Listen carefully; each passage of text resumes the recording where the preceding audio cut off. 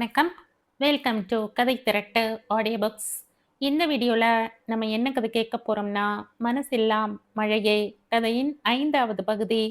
நம்ம சேனலை இது வரைக்கும் சப்ஸ்கிரைப் பண்ணாதவங்க சப்ஸ்கிரைப் பண்ணுங்க. பக்கத்தில் இருக்கிற பெல் ஐகானை கிளிக் பண்ணி ஆல்ங்கிற ஆப்ஷனை ப்ரெஸ் பண்ணுங்க. ஸோ தட் நம்ம போடுற கதைகளை உடனுக்குடனே நீங்கள் கேட்கலாம். வாங்க கதைக்குள்ளே போகலாம். அத்தனை பேரும் கொத்தாய் கிளம்பி வந்திருந்தார்கள். வாசுதேவனும் பிரதீப்பும் கூட. மொழி பத்திரமாய் கிடைக்க வேண்டும் என்று பிரதீப்பின் மனசு வேண்டி விரும்பிக் கொண்டிருந்தது. ஹோட்டலில் இருந்து கிளம்பி ஜூப்ளி ஹில்ஸில் கான்பின்ஸ் நடந்த விவரங்களை சேகரித்து கொண்டு வேனை ஏற்பாடு செய்து கொண்டு கிளம்பினார்கள். இந்த தேடல் முட்டாள்தனமா இல்லையா? அவ என்ன இன்னும் கான்ஃபரன்ஸ்ல விடிய விடிய பேசிட்டா நிக்க போறா? எதுக்கு அங்க போறீங்க? நேரா பஞ்சாரா ஹில்ஸ் போலீஸ் ஸ்டேஷன்ல ஒரு கம்ப்ளைண்ட் கொடுத்துட்டு அடுத்த காரியத்தை பார்க்காம? பிரதீப் அழுத்து கொள்ள பெரியவர் அவனை முறைத்து பார்த்தார். அங்க போய் மொழியோட போட்டோவை காட்டி விசாரிச்சா என்ன விவரம், கடைசியா அவ எங்கிருந்து போனா என்னன்னு தெரியும். அப்புறம்தான் நமக்கும் ஒரு ஐடியா கிடைக்கும். அவர் யோசனையில் முதிர்வு தெரிந்தது. அடித்து பிடித்து யூனிவர்சிட்டி மியூசியத்தை கண்டுபிடித்து விட்டார்கள் அடுத்த அரை மணி நேரத்தில். மணி 7:30 என்று தெலுங்கு ரேடியோக்களில் மாட்டல் ஆடிக்கொண்டிருந்தார்கள். அருகில் விசாரித்த போது அங்கே நேற்று நடந்த அசம்பாவிதங்களை பற்றி சொன்னார்கள். அதிலெல்லாம் இவர்கள் கவனம் சிதறவில்லை. மொழி எங்கே? கேள்வி வண்டாய் நெஞ்சை குடைந்தது. ஒருவேளை கலவரத்திற்கு பயந்து அவள் எங்கே யூனிவர்சிட்டி கட்டிடத்தில் கூட பதுங்கி இருக்கலாம் இல்லையா? சமயோசிதமான சிந்தனையும் வந்தது. உள்ளே போய் அந்த நீண்ட கிரவுண்டில் சுற்றி சுற்றி வந்தார்கள். அடர்ந்த மரங்களில் அப்பி கிடந்த ஆந்திர கிளிகள் இவர்களை மொழி புரியாமல் புதுசாய் பார்த்தது. இங்கே இல்லை. ஒருவேளை பூட்டி கிடக்கும் கான்ஃபரன்ஸ் ஹாலில் மாட்டிக்கொண்டிருக்கிறாளோ? அந்த இடத்தின் விஸ்தீரணத்தை பார்க்கும்போது மனசிற்குள் பயமும் கிளியும் தன்னால் வந்து உட்கார்ந்து கொண்டது. 1000 பேர் அகல சகலமாய் அமர்ந்தாலே ஒரு மூலைக்கு கூட காணாது என்பது போல் இருந்த இடம் எப்படி முழு இரவும் இருளோடு? நினைக்க பயந்து நிகழ்வை நோக்கி விரைந்தார்கள். கேட்டின் முகப்பில் காத்திருக்க ஆரம்பித்தார்கள். ஊழியர்கள் வந்து கதவு திறந்தால் இங்கே தேடி பார்த்துவிட்டு அடுத்த நடவடிக்கையை துரிதமாக தொடங்கலாம். சின்ன முள்ளும் பெரிய முள்ளும் தொட்டு பிடித்த 8 மணிக்கு 3 ஊழியர்களும் துப்புரவு செய்யும் ஒரு பெண்ணும் அங்கே வந்தார்கள். நீக்கு ஏமி காவாலா? நாங்க காவாலியெல்லாம் இல்ல, நல்ல குடும்பந்தா என்று அவசரமாய் சொல்ல வந்த பிறகு இப்போ எதுக்கு இதெல்லாம் என்று வாய் மூடிக்கொண்டார்கள். விஷயத்தை இவர்களுக்கு தெரிந்த தெலுங்கில் சொல்லி அவர்கள் முன்னாக குச்சிப்பிடி ஆடி முடிக்க என்ன புரிந்ததோ அவர்களுக்கு இவர்களை அழைத்து கொண்டு உள்ளே நகர்ந்தார்கள். அத்தனை பேரின் இதயமும் திக்கிக் கொண்டிருந்தது. பெரிய ஹாலின் மூலைக்கு ஒன்றா 2 பக்கங்களிலும் சேர்த்து ஏராளமான கதவுகள் இருந்தது. அவற்றை திறக்கத் தொடங்க உள்ளே வெளிச்சம் ஊடுருவ ஆளுக்கு ஒரு பக்கமாய் அமர்ந்திருந்த மொழியும் அன்பும் முகம் நிமிர்த்தி பார்த்து முறுவலித்து கொண்டு இந்த தற்காலிக சிறை பிடிப்பில் இருந்து விடுதலை கிடைத்தது என்பது போல் வெளியில் வர வாயிலில் நின்றவர்கள் அப்படியே வாயடைத்து போனார்கள். கதவு திறந்து ஊழியனோ அதிர்ச்சியில் உறைந்தான் என்றால் மொழியின் விழி பயத்தில் தெரித்து கீழே விழுந்திருந்தது. எதிரே வாசுதேவன் பிரதீப்புடன் அவளின் மொத்த குடும்பமும் குத்தகை எடுத்திருந்தது அந்த பகுதியில். தேவடா, எந்த பயங்கரமான விஷயம்! ஊழியர்கள் வாய் பொத்தி நிற்க அவரவர் கற்பனைக்கு ஏற்ப கதை புனைய தொடங்கி இருந்தார்கள். அங்கே குழுமிய கூட்டமும் அவர்களின் முக சுழிப்பும் தன்னுடைய கற்பு நிலை களவு போகாமலே வெகு தொலைவு போனது என்று அவள் உணர்ந்த நிமிஷம் அதிர்ந்து குலைந்து போனாள். ஆனால் அந்த அவசரத்திலும் அவசியமான நிதானத்துடன் நின்றான் அன்பு. தப்பா எதுவும் யோசிக்க வேண்டாம். மொழி இங்க இருந்தது எனக்கோ, நான் இருந்தது மொழிக்கோ விடியற வரைக்கும் தெரியாது. இது எதிர்பாராத நிகழ்வு. நீங்க அவளை அழைச்சுக்கிட்டு போங்க என்றான் அழுத்தமான குரலில்.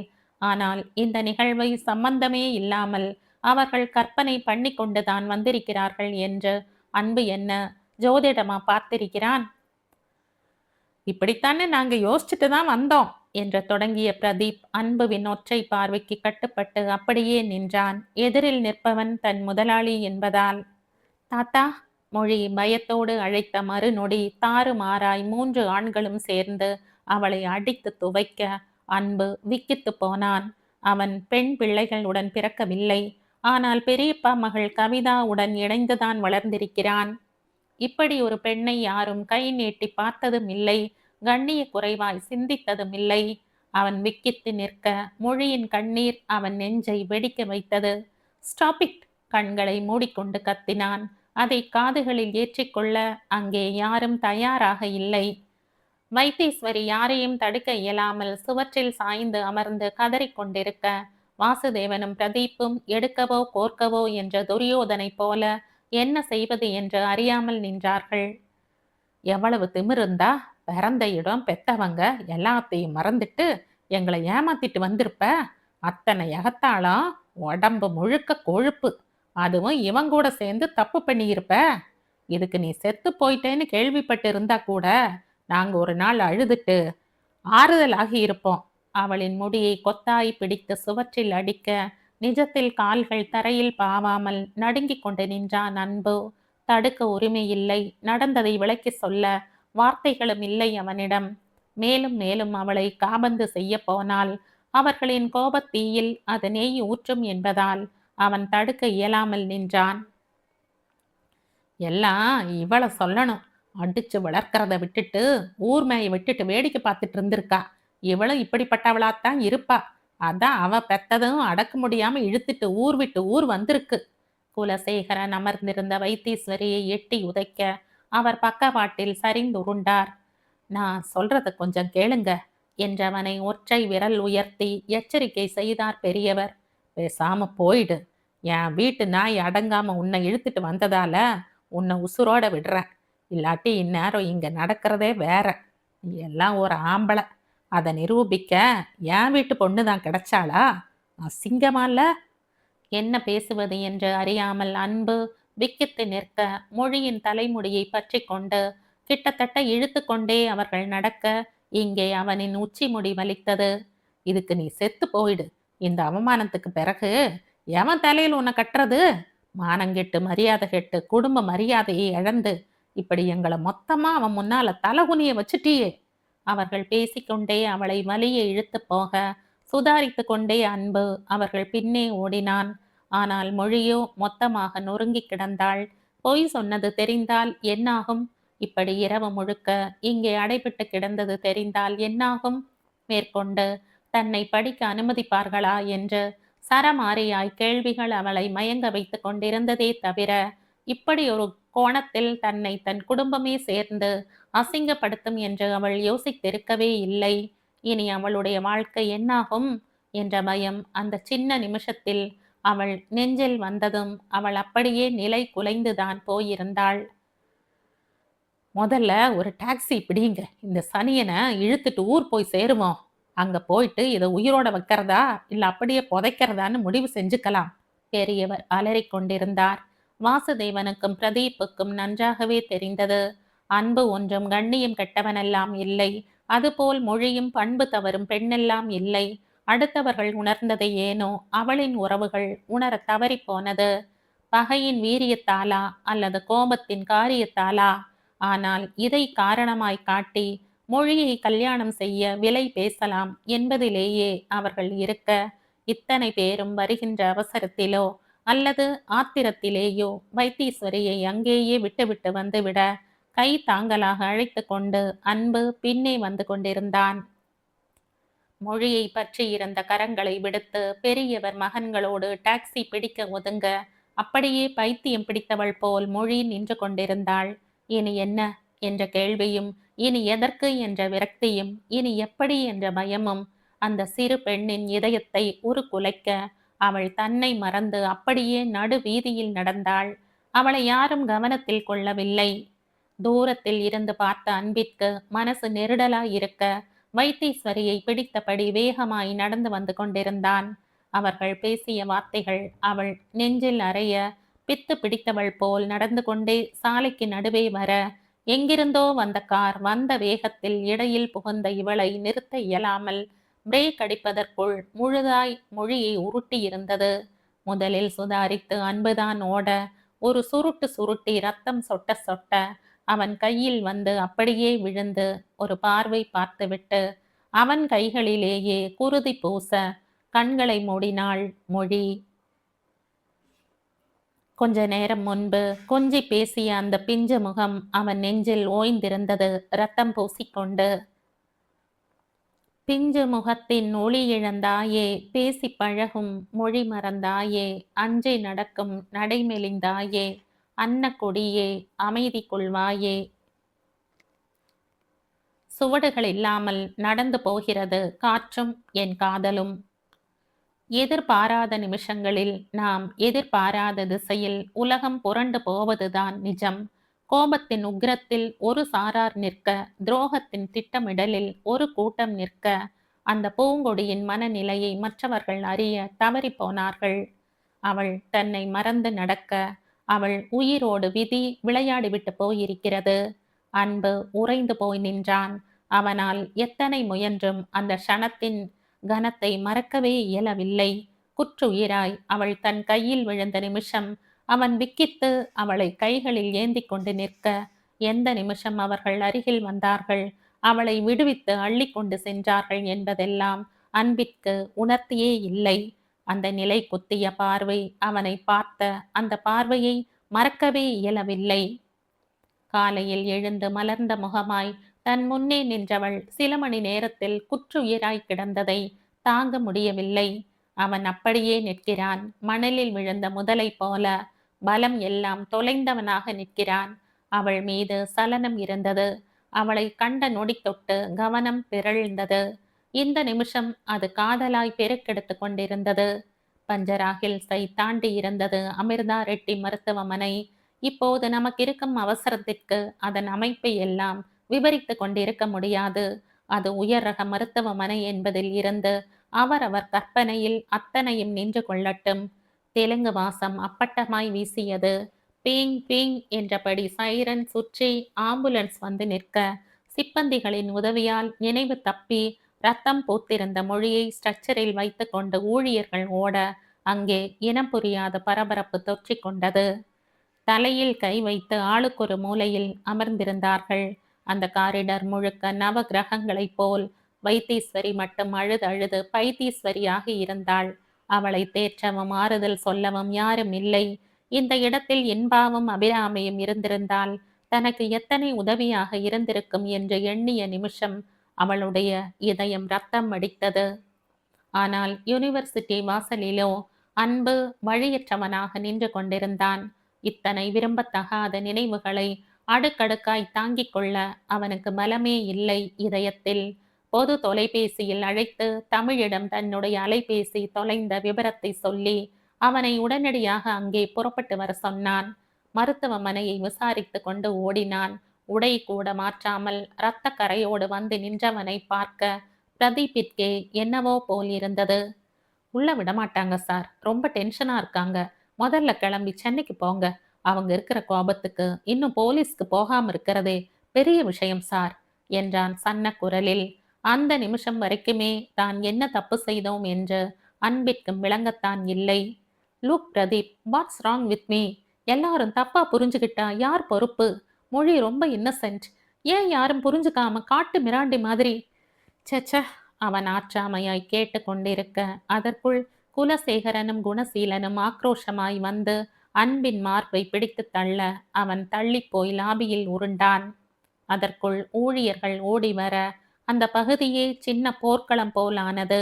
அசம்பாவிதம் நடக்காமல் வாசுதேவன் தடுத்து கொண்டு நின்றார் என்றால், இந்த சமயத்தில் பொறுப்புடன் செயல்பட வேண்டிய பெரியவரோ வெறுப்புடன் நின்றார். இங்க கலாட்டா பண்ணா நிச்சயம் அத்தனை பேரையும் பிடிச்சு வெளியே தள்ளிடுவோம், தயவு செஞ்சு வெளியே போங்க, மருத்துவமனை ஊழியர் வந்து எச்சரிக்க, வேறு வழி இல்லாமல் பிரதீப்பும் வாசுதேவனும் அன்பை தள்ளி கொண்டு வெளியில் வந்தார்கள். சார் ப்ளீஸ் கொஞ்சம் புரிஞ்சுக்கங்க, உள்ள கிரிட்டிக்கலான ஆப்ரேஷன் போயிட்டு இருக்கு. இப்போ இவங்க ட்ரீட்மெண்ட் தரமாட்டேன்னு சொன்னா அது பெரிய ஆபத்தா போகும். மொழியோட உயிருக்கே கூட அது ஊரா போகலாம். நிலைமையை புரிஞ்சுக்கங்க, நீங்க சென்னைக்கு கிளம்பி போங்க. பிரதீப் சொல்ல எந்த பதிலும் சொல்லாமல் அங்கிருந்து நகர்ந்தான். ஆனால் அவளுக்கு என்ன ஆனது என்று அறியாமல் அங்கிருந்து வெளியேற அவனால் எப்படி முடியும்? மருத்துவமனையின் பின் வாசலில் அமர்ந்து கொண்டிருந்தான் பைத்தியக்காரன் போல. முதன் முறையாக அவளை பார்த்தது, சிக்னலில் புத்தகம் விற்றது, ஹிக்கின் பாதம்ஸ் முதன் முறையாக தன் விருப்பத்தை சொன்னது. நங்கநல்லூர் கோயிலில் அவளை பாவாடை தாவணியில் ரகசியமாய் ரசித்தது.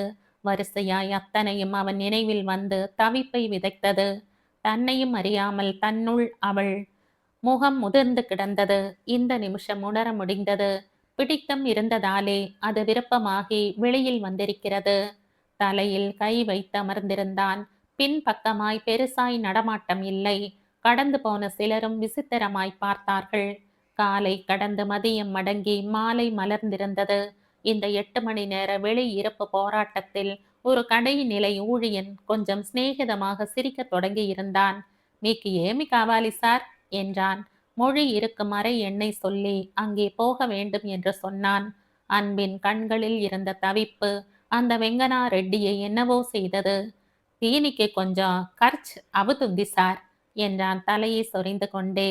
பம்மிய பர்ஸை எடுத்து திம்மிய தாள்களை அவன் புறமாக தள்ள இப்போது கை உயர்த்திவிட்டு அங்கே சென்று தகவல் சேகரித்து கொண்டு வந்தான். மொழிக்கு தலையிலும் கழுத்து பகுதியிலும் அறுவை சிகிச்சை நடந்திருக்கிறது. ஆபத்தான கட்டம்தான்.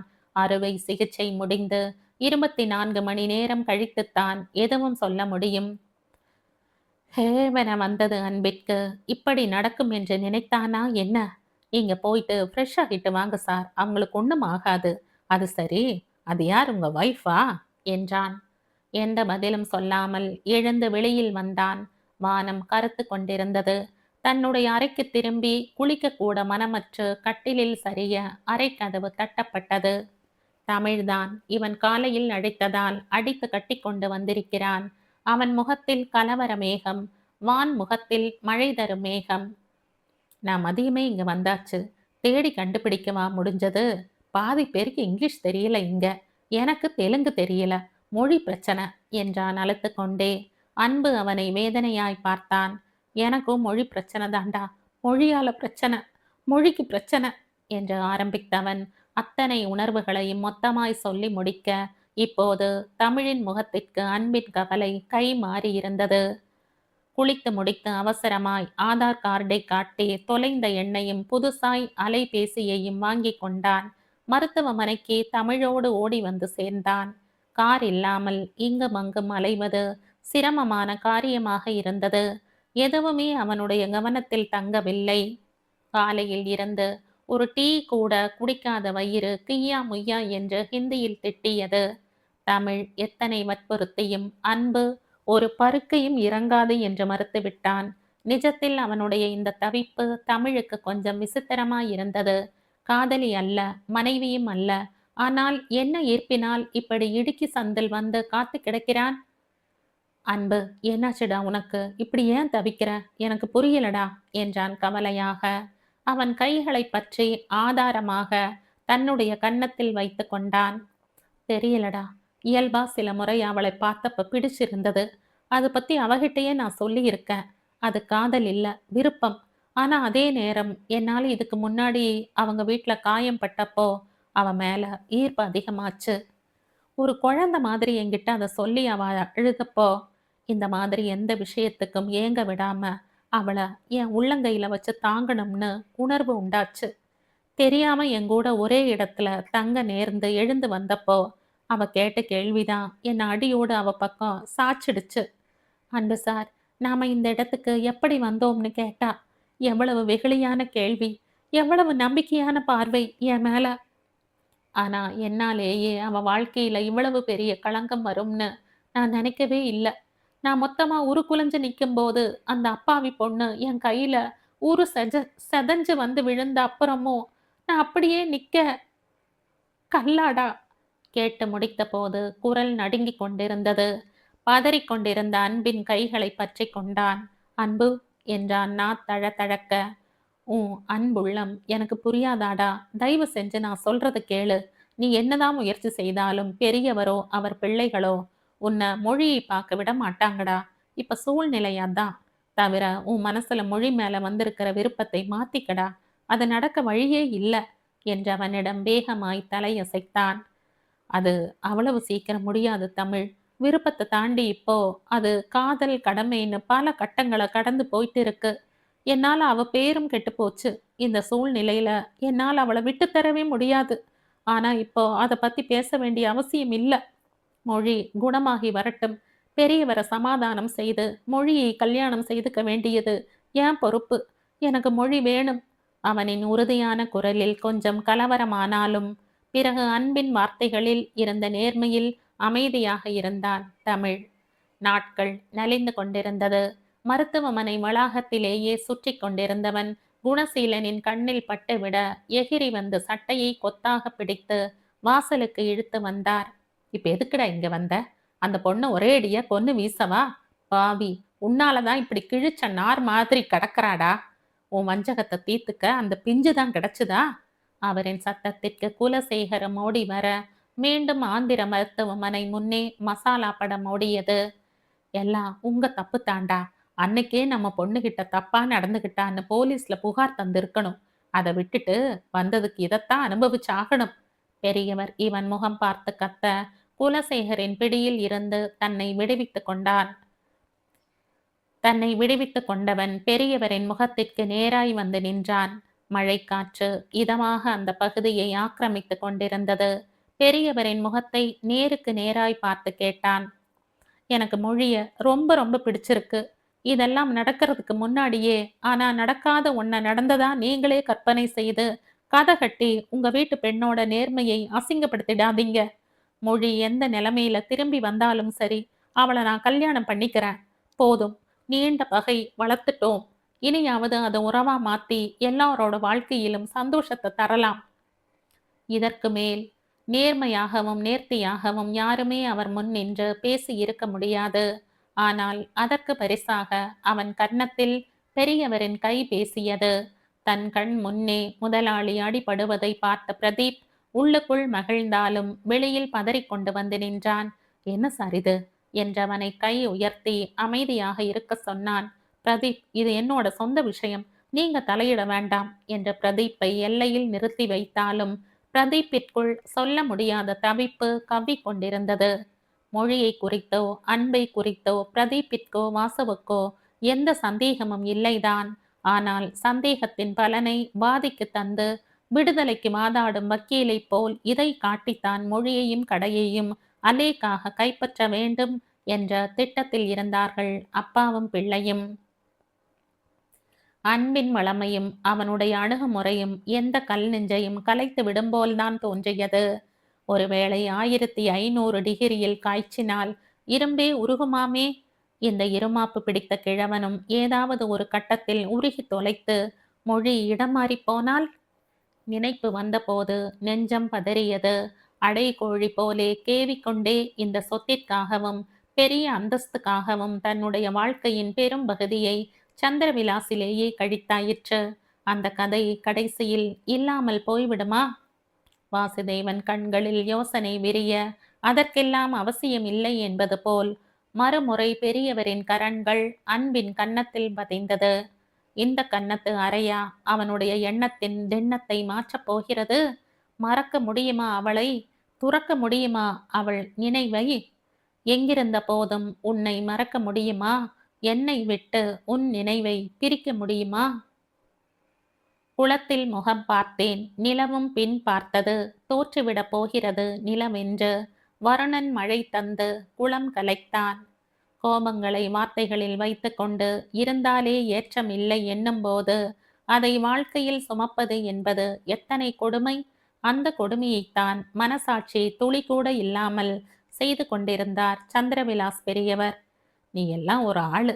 உன் பேச்சையெல்லாம் நான் கேட்கணும். உனக்குத்தான் கடைசியில மொழியை கட்டி தந்தாகணுங்கிற தலையெழுத்து வந்தா அவளுக்கு விஷம் வச்சு நானே கொன்னுட்டு போயிடுவேன். இது சத்தியம். உன்னை உறவா மட்டுமில்ல, பகையா கூட என்னால பக்கத்துல வச்சு யோசிக்க முடியாது. நீ எவ்வளவு பெரிய ஆளாவோ இரு, சாணத்தை சட்டியில வச்சு சமைக்க முடியாது என் குடும்பத்துக்கு. நீ அதான் இப்பவே உன்னை போலீஸ்ல பிடிச்சு கொடுத்து உன் மானத்தையும் அந்த ஈத்திரப்பையும் உன் தாத்தா மானத்தையும் நான் சந்தி சிரிக்க வைக்க முடியும். ஆனா மொழி இருக்கிற உடல்நிலைக்கு இப்போ மற்றதை யோசிக்கிற நிலையில நாங்க இல்லை. என்னதான் எங்க கிட்ட சொல்லாம வந்துட்டாங்கிற கோபம் இருந்தாலும் அதை காட்ட வேண்டிய நேரம் இல்லை இது. அவ குணமாகி வரட்டும். எவன் தலையிலையாவது அவளை தள்ளி விட்டுட்டு தான் மறு வேலை. அதுக்கப்புறம் உனக்கு இருக்குடா என் கையால படையல். வயது மூப்புக்கு அடையாளம் பக்குவமா அல்லது மூர்க்கமா? தீபாவளிக்கு ஒரு பட்டிமன்றம் வைக்கலாம் போல் கத்திக் கொண்டிருந்தார் பெரியவர்.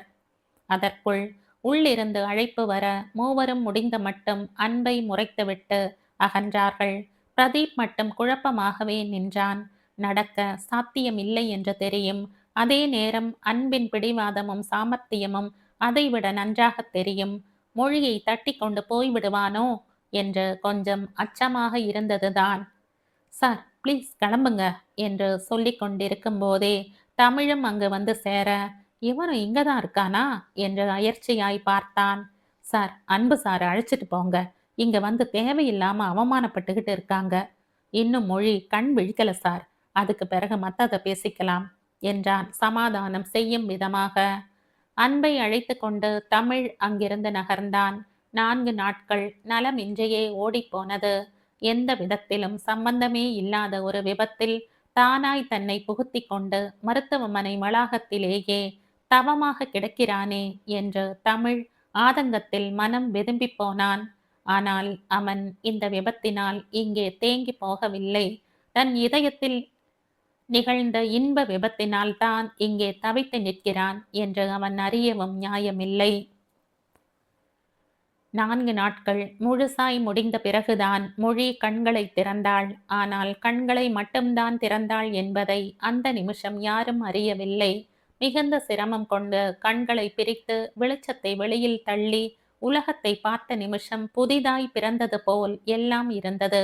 வலி வலி, உடலும் உள்ளமும் ஒட்டி பிறந்தது போல் அத்தனை வலி, வார்த்தைகளில் வடிக்க முடியாத வலி. நாற்காலியில் அமர்ந்து கட்டிலின் கால் மாட்டில் தலை சரித்திருந்த அம்மாவை அழைக்க ஆசைப்பட்டு உலர்ந்த இதழ்களை பிரித்து பார்த்தாள். அது ஒத்துழைக்காமல் உண்ணாவிரதம் இருந்தது. விபத்தால் ஏற்பட்ட விதியோ என்றுதான் நினைத்தாள். ஆனால் அவளுக்கு வித்தியாசமாக உணர முடிந்தது. வார்த்தைகள் வாயிலிருந்து வெளியேறாவிட்டால் அது விபத்தில் எனலாம். ஆனால் தொண்டை கமண்டலத்தில் இருந்த இனம் புரியாத வறட்சி வார்த்தைகளை வாய்க்குள் உருவாகவே இல்லையே என்பதை அவளால் உணர முடிந்தது. சத்தம் வராமல் போகலாம், ஆனால் சலனமே இல்லையே உள்ளே. கை கால்களை சிரமப்பட்டு அசைத்து பார்த்தாள். கஷ்டப்பட்டாலும் உணர்வு இருந்தது. அப்படியென்றால் தொண்டைக்குள் மட்டும் ஏன் உணர்வு செத்து கிடக்கிறது? அந்த நிமிஷமும் அவள் சிந்திக்காமல் இல்லை, விதியை நிந்திக்காமல் இல்லை. அவளின் மெல்லிய அசைவில் கட்டிலின் கால்மாட்டில் இருந்த வைத்தீஸ்வரியால் அசைவை உணர முடிய மெல்ல தலை உயர்த்தி பார்த்தவள் கண்கள் சந்தோஷத்தில் கண்ணீர் விட எழுந்தோடி வந்து மகளின் கைகளை பற்றி கொண்டு தழுத்தாள். மொழி, முழிச்சிட்டியாடா? ஏண்டா இப்படி எல்லாரையும் பயமுறுத்தின? ட்ரிப்ஸ் ஏறி தடமாகி இருந்த கைகளை பற்றி கொண்டு அழ மொழியின் கண்களிலும் கண்ணீர் தாரையானது. அழாதம்மா சொல்ல யோசித்தவள் வார்த்தை கூட்ட முடியாமல் திணறிக் கொண்டிருந்தாள். அதை அறியாத வைத்தீஸ்வரி துக்கத்திலும் சந்தோஷத்திலும் ஒரு சேர தாக்கப்பட்டவளாய் புலம்பிக் கொண்டிருந்தாள். வெளியில் ஓடி சென்று மற்றவர்களை அழைத்து கொண்டு வரலாமா, மருத்துவர்களை அழைக்கலாமா, எதுவும் புரியாத தனி உணர்வில் நின்றாள். ஆனால் மொழியோ தன் தொண்டைக்குள் பெரும் போராட்டம் நடத்தி கொண்டிருக்கிறாள் என்பது அவள் அறியாதது. அழுது கொண்டு நின்ற வைத்தீஸ்வரியின் புடவையை மிக மிக சிரமப்பட்டு 2 விரல்களால் பற்றவே அங்கே பிரம்ம பிரயத்தனம் செய்திருந்தாள் மொழி. மெல்ல சத்தமே இல்லாமல் சன்னமாய் அதை பிடித்து இழுக்க இப்போதுதான் தன்னுடைய கண்ணீரை கடந்து அதிர்வாய் முகம் உயர்த்தி பார்த்தாள் வைத்தீஸ்வரி. மொழி, என்னடா ஆச்சு? உன்னால என்ன கூப்பிட முடியலையா? ஒரு வாரமா பேசாம படுத்திருந்ததால அப்படி இருக்கும் மொழிமா. உதடெல்லாம் வேற காஞ்சு கிடக்குதானே? கொஞ்சம் ஆகாரம் உள்ள போனா எல்லாம் சரியாயிடும். அம்மா அருகில் வந்து அணைத்து கொண்டாள். ஆனால் தன் உணர்வுகளை கொட்ட இயலாமல் மொழி அமைதியாக விம்மிக் கொண்டிருந்தாள். தொண்டை அறுத்து ஒரு சத்தமும் வெளியே வரமாட்டேன் என்று அழிச்சாட்டியம் செய்து கொண்டிருந்தது. டாக்டர்! கிட்டத்தட்ட அலறியே விட்டார் குலசேகரன். அவர் கண்களில் வழிந்த கண்ணீரின் கனம் நெஞ்சத்தில் பெரும் பாரத்தை ஏற்றி வைத்திருந்தது. தந்தையும் தம்பியும் ஆளுக்கு ஒருபுறம் வந்து தோள் தட்டி சமாதானம் சொன்ன போதும் ஆறுதல் படும் வழி அறியாமல் நின்றார்கள். அத்தனை அகங்காரமும் பொடி பொடியாய் உதிர்ந்து போக நின்று கொண்டிருந்தார் பெரியவர்.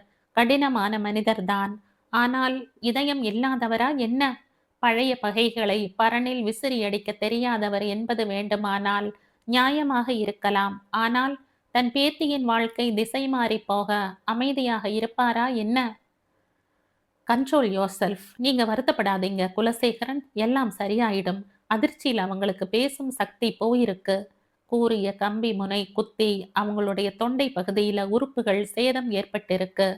இந்த விபத்துனால அவங்க பேசும் சக்தியை இழந்துட்டாங்க. இது தற்காலிகமா அல்லது நிரந்தரமான்னு இப்ப சொல்ல முடியாது. நித்தமும் மருத்துவத்துறை வளர்ந்துகிட்டே இருக்கு. பின்னடைவு இல்லாத வெற்றிகள் கிடைச்சிட்டே இருக்கு. கால மாற்றத்துல எல்லாம் சாத்தியமாகும். உடையாத ஆங்கிலத்தில் சொல்லிவிட்டு மருத்துவர் வந்து தோள் தட்டினார்.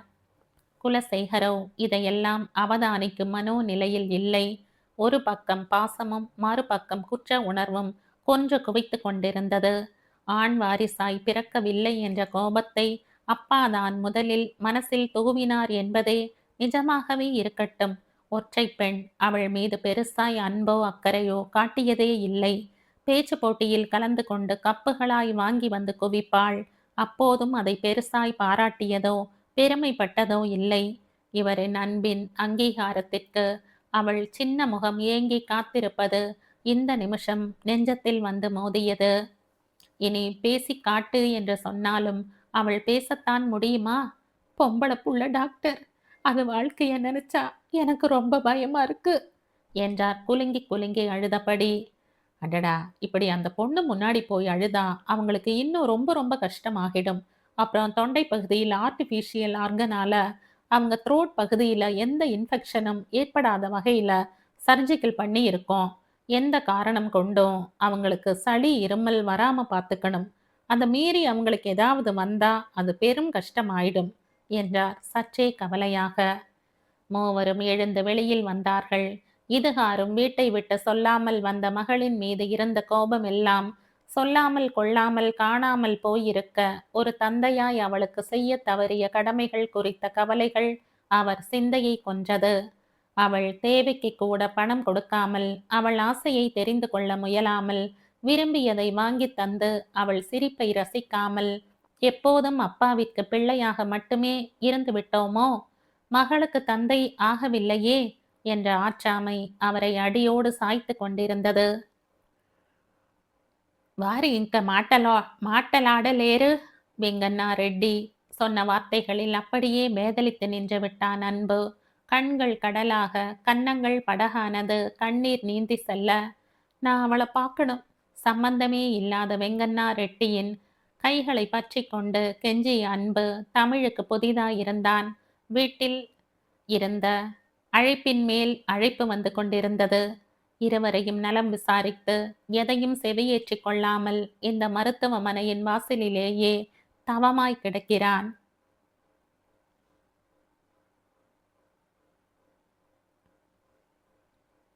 இந்த கதையின் தொடர்ச்சியை அடுத்த பதிவில் கேட்கலாம். நன்றி.